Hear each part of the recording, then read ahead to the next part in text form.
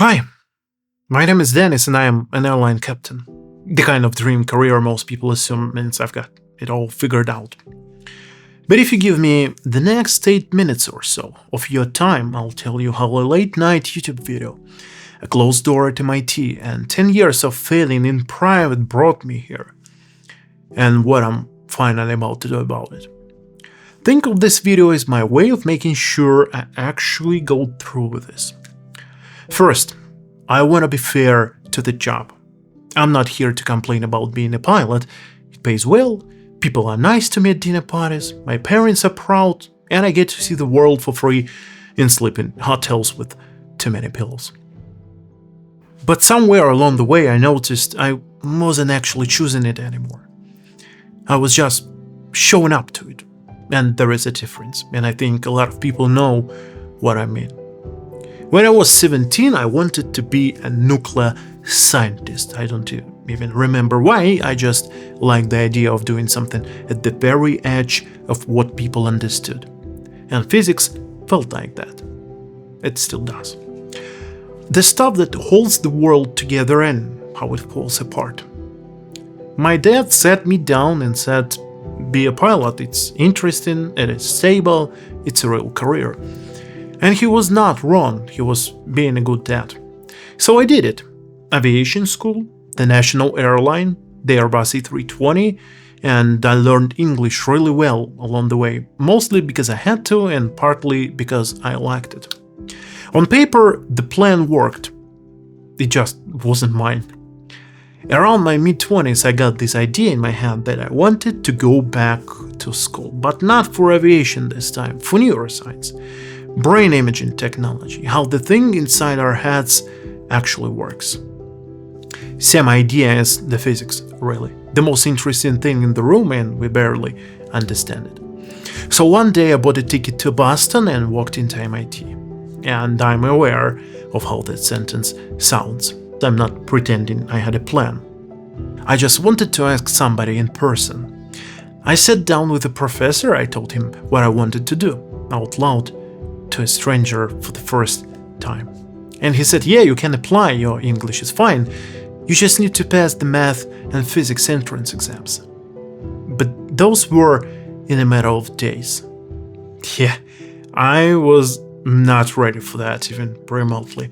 So I went home with a deal I made with myself. Take a year, study hard, come back, do it properly. And somewhere in that year, I opened YouTube. I'm not going to oversell this, it wasn't a religious experience. I was just up late, the autoplay caught me, and I ended up on this guy, Peter McKinnon.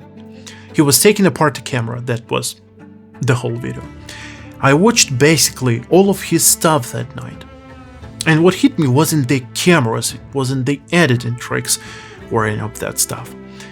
It was that he could take a coffee cup or a street or somebody's face and make it look like it belonged in a movie. I'd never thought about the world that way. That you could just look at it like that on purpose. I closed the laptop around sunrise and I knew I wasn't going back to that MIT plan. I never told anyone, the folder just sort of quietly went into a drawer. I bought a Canon 200D, started with photos, got bored really quickly and switched to video. And when I did, something clicked. Being a pilot also meant I could go basically anywhere. So I did. Iceland, Norway, all over the States, I'd land somewhere, drop my bag at the hotel and go shoot until I had to fly home. A lot of it was bad, most of it, to be honest. Eventually I upgraded to the same camera Peter had, the 1DX Mark II. Felt like a moment.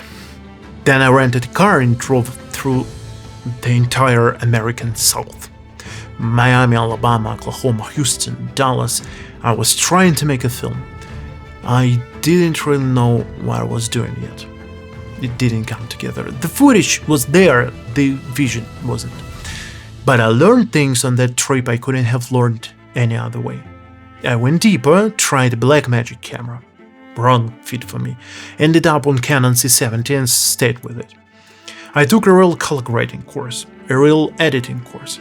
spent way too much time inside DaVinci Resolve learning what the notes actually do, instead of just pushing sliders.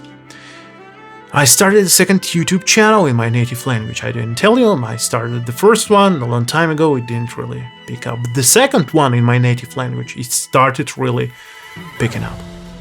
This whole time, I was still flying. 2 lives, same calendar. Then came the Captain upgrade. 6 months, no film stuff whatsoever. When I finally came back to my camera, there was actual dust on it. When I came back, I made a short film. This is the second short film. I made first one back when I had 1DX Mark II. And I knew it was bad. I submitted it to film festivals anyway. And this new film that I made not so long ago, after returning to filming stuff, after becoming a captain, it was much better. I submitted it to film festivals too, and the rejections were the same. That's around when I realized I keep waiting for permissions to take this seriously. From a festival, from a job change, from the right time. And the right time isn't coming. So here's what this is. I have 10 years of failing, learning, shooting, traveling, editing, trying again, mostly in private. I have the gear, I have the skills, I have a story I actually want to tell.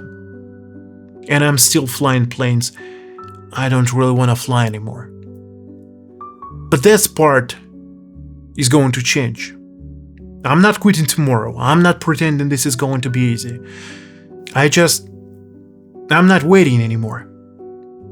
If you've been here for the earlier videos, thank you, really. And if you stick around for what's coming next, I'd love the company. I'm not going to promise it all be polished every week. Some of this is going to be me figuring it out on camera. That's kind of the point. Here is where I actually am right now. I've been writing a series, the script is done, the people who are going to be in it are on board. What I haven't done yet is pick up a camera and start shooting it. That's the next logical step. And honestly, putting this video out is part of how I make sure I don't back out of it. So this channel from here on now is the road to that series, the making of it, the mess of it, whatever it ends up being.